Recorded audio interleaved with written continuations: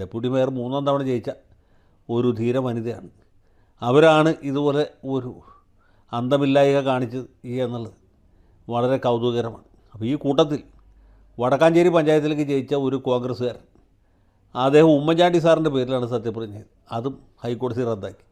ഇപ്പോൾ ഉമ്മൻചാണ്ടിയുടെ പേരിൽ സത്യപ്രതിജ്ഞ അനുവദിച്ചാൽ ഇനി രമേശ് ചെന്നിത്തലയുടെ പേരിലും പിന്നീട് പി.കെ. കുഞ്ഞാലിക്കുട്ടിയുടെ പേരിലും അത് കഴിയുമ്പോൾ പി.കെ. ബഷീറിൻ്റെ പേരിലും ഒടുവിൽ രാഹുൽ മാങ്കൂട്ടത്തിൻ്റെ പേരിലൊക്കെ ആൾക്കാർ സത്യപ്രതിജ്ഞ ചെയ്യുന്നൊരു കാലം ഉണ്ടാവും എന്നതുകൊണ്ടാണ് ഹൈക്കോടതി ഉമ്മൻചാണ്ടിയെ ദൈവമായിട്ട് അംഗീകരിക്കാഞ്ഞത്, ദൈവനാമത്തിൽ തന്നെ സത്യപ്രതിജ്ഞ ചെയ്യണം എന്ന് ശഠിച്ചത്.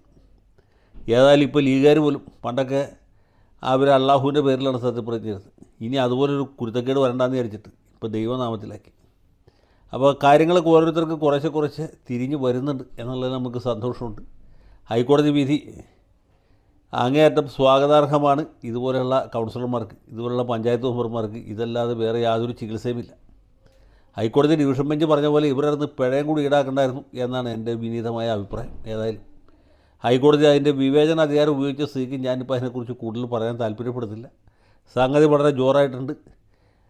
ഇതുപോലെ പല സ്ഥലങ്ങളിലും സത്യപ്രതിജ്ഞ ചെയ്തവരുണ്ട്. CPM-ൻ്റെ ചില മെമ്പർമാരൊക്കെ രക്തസാക്ഷികളുടെ പേരിലാണ് സത്യപ്രതിജ്ഞ ചെയ്തത്.